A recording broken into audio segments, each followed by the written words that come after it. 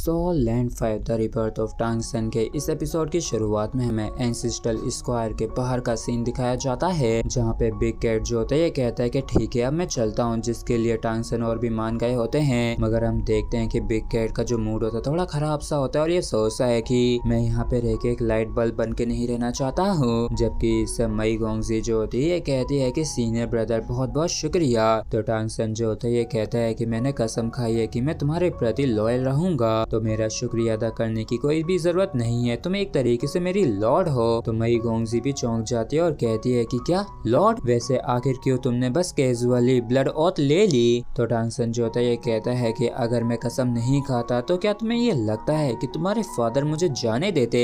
चलो कोई बात नहीं, वैसे भी मैंने ये खुद अपनी इच्छा से किया है, और एक बात याद रखना कि मैं कभी भी तुम्हें धोखा नहीं दूंगा। तो इस चीज को सुन के मई गोंगजी जो होती है खुश होती है और कहती है कि अगर फ्यूचर में मैं सिटी लॉर्ड बन जाती हूँ तो मैं पक्का तुम्हें डिप्टी सिटी लॉर्ड जरूर बनाऊंगी। तो इस पर टांग सन जो होता है कहते हैं कि इसकी कोई जरूरत नहीं है, बस तुम मुझे अपना एक पर्सनल बॉडीगार्ड बना लेना। तो इस पर मई गोंगजी जो होती है ये कहती है कि तो क्या ये चीज हमारे साथ अनफेयर नहीं होगी। तो टांग सन जो होता है खुशी खुशी कहता है कि आखिर इसमें क्या दिक्कत है, और आखिर अब तुम कहाँ जा रही हो, घर जा रही हो क्या। और मई गोंगजी कोई भी जवाब देती है उससे पहले इसका फादर जो होता है यहाँ पे आ जाता है और ये कहता है कि चलो ठीक है, सबसे पहले यहाँ से चलते हैं। और ससुर जी को यहाँ पे देखते ही टांग सन के पसीने छूट जाते हैं और ये सोचता है कि बिल्कुल भी नहीं, आखिर तुम यहाँ पे दोबारा से क्यों आए हो। और तभी मई गोंगजी और जो इसका फादर होता है ये तुरंत ही यहाँ से गायब हो जाते हैं। जबकि इस तरफ हमारा टांग सन जो होता है ये बेचारा रोता रह जाता है। जिसके बाद टांग सन जो होता है ये हेवनली यंग होली माउंटेन लौट के जाता है, और इसके बाद अर्थली इन होली माउंटेन जाता है कल्टीवेट करने के लिए। और इसी तरीके से आधी रात हो जाती है, और होटल में लौट के आने के बाद ये यिंग यांग एनर्जी को इकट्ठा करना शुरू कर देता है जिसे इसने ऑब्टेन किया था।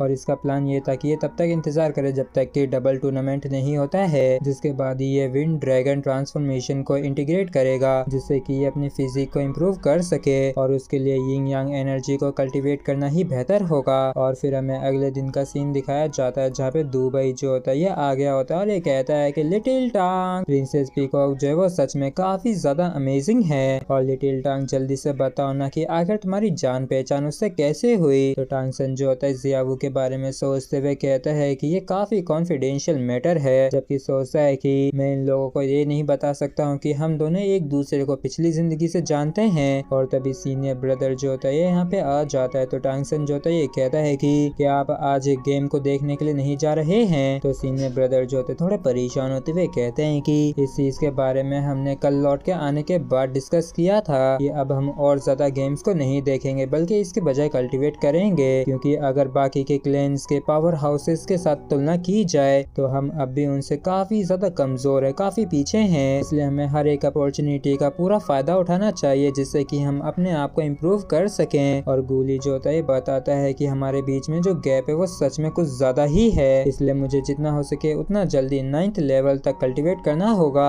तो चेंगजी चेंग जो होती है कहती है कि जो भी है मुझे परवाह नहीं, लेकिन तुम्हें हर हाल में मुझे अपनी फ्लाइंग स्किल सिखानी होगी, क्योंकि वो वाकई में काफी ज्यादा कूल है। क्योंकि अगर मैं तुम्हारी तरह उड़ सकी तो मुझे वाकई में काफी ज्यादा शांति मिलेगी। तो इस पर टांग सन कहता है कि ठीक है, कोई दिक्कत नहीं है। और फिर क्या था, ब्रेकफास्ट करने के बाद ये सभी लोग ही अपने अपने रास्ते चले जाते हैं। मतलब कि शेरेक टीम जो होती है अपनी अपनी चॉइस के माउंटेन्स पे चली जाती है जहाँ पे जाके कल्टीवेट कर सके, जबकि टांग सन जो होता है ये कंपटीशन एरिना की तरफ जाता है। और जब ये वहाँ पे पहुँचता है तो वहाँ पे पहले से ही मई गोंगजी होती है और ये कहता है कि क्या कल तुम्हारे फादर ने तुमसे कुछ कहा था। तो मई गोंगजी जो होती है कहती है कि उन्होंने पूछा था कि आखिर वो मूव मैंने कैसे सीखा था। तो टांग सन पूछता है कि तो आखिर तुमने क्या कहा। तो मई गोंगजी जो होती है कहती है कि ये तो जाहिर सी बात है ना कि मैं तुम्हें धोखा नहीं दे सकती हूँ। तो मैंने उनसे कह दिया था कि ये तो मैंने कल ही किया था। तो मेरे फादर ने मुझसे कहा कि मैं इसे अच्छे से समझूं और इसे जितना हो सके उतना ज्यादा कल्टीवेट करूं, क्योंकि अगर मैं इसको अच्छी तरीके से इस्तेमाल कर सकी तो यहाँ तक कि ये मेरी कोर एबिलिटी भी बन जाएगी फ्यूचर में। और वो सच में मुझे लेके काफी सीरियस हैं, लेकिन किसी ने तो मुझसे ये कहा था कि ये एक बस छोटी सी ट्रिक है। तो इस पर टांग सन भी हिचकिचाते हुए कहता है कि हाँ, ये सच में एक बस छोटी सी ही ट्रिक है, और तुम मानो ना मानो ये अपने आप में कुछ भी नहीं है, और बात बस इतनी सी है कि तुम काफी ज्यादा टैलेंटेड हो जो इससे इतनी अच्छी तरीके से इस्तेमाल किया। तो मई गोंगजी जो होती है कहती है कि मुझे तुम पे बिल्कुल भी विश्वास नहीं है, लेकिन मैं यही सोचती रहती हूँ कि आखिर इसे तुमने किससे सीखा होगा। तो टांग सन जो होता है शो ऑफ करते हुए कहता है कि वैसे मैं इकलौता हूँ जो कि इस नॉलेज के साथ जन्म लिया है, इसलिए मैं सबसे बेस्ट हूँ। तो मई गोंगजी जो होती है मुंह फुलाते हुए कहती है कि तुम सच में काफी ज्यादा सीक्रेटिव और अनोइंग हो। जबकि टांग सन जो होता है सोचता है कि मैं तुम्हें ये नहीं बता सकता हूँ कि हम पिछली जिंदगी से एक दूसरे से जुड़े हुए हैं। और फिर टांग सन जो होता है ये कहता है कि मैं ऐसा इसलिए कह रहा हूँ क्योंकि मैं क्लियरली तुम्हें इस चीज को एक्सप्लेन नहीं कर सकता हूँ, इसलिए मैं इस चीज को बस सीक्रेट ही रख सकता हूँ। तो मई गोंगजी जो होती है ये कहती है कि आज का हमारा जो अपोनेंट है वो काफी ज्यादा स्ट्रॉन्ग है, इसलिए काफी केयरफुल रहना। तो टांग सन जो होता है काफी खुश होते हुए कहता है कि हाँ ठीक है, और वैसे भी मेरे पास तो पहले से तुम हो, इसलिए मुझे तो बस तुम्हारे पीछे खड़े रहने की ही जरूरत है। तो मई गोंगजी जो होती थोड़ी सीरियस होते हुए कहती है कि लेकिन आज के जो पेयर है वो सच में काफी स्ट्रॉन्ग है और एक तरीके से वो दोनों स्पिरिट डुओ हैं। तो इस चीज को सुन के टांग सन भी हैरान होता है और कहता है कि क्या एक स्पिरिचुअल डुओ, आखिर वो लोग किस तरीके के क्लैन से हैं। तो मई गोंगजी जो होती है बताती है कि वो लोग फायर ड्रैगन और एक फेरी सनफ्लावर क्लैन से है, इसलिए उनकी टीम को ड्रैगन नाइट टीम भी कहते हैं और इसके साथ ही साथ उनको ड्रैगन फ्लावर के नाम से भी जाना जाता है। और ऐसा भी माना जाता है कि कंपटीशन में उनकी सेकंड टीम है जो कि सबसे स्ट्रॉन्गेस्ट है, इसलिए उनका सामना करने के लिए तुम्हें मेंटली तैयार हो जाना चाहिए। जबकि सब टांग सन जो है पूछता है कि अच्छा ये सेकंड है तो फर्स्ट कौन है। तो मई गोंगजी जो होती बताती है कि जो पहले नंबर पे वो सच में काफी अमेजिंग है और ये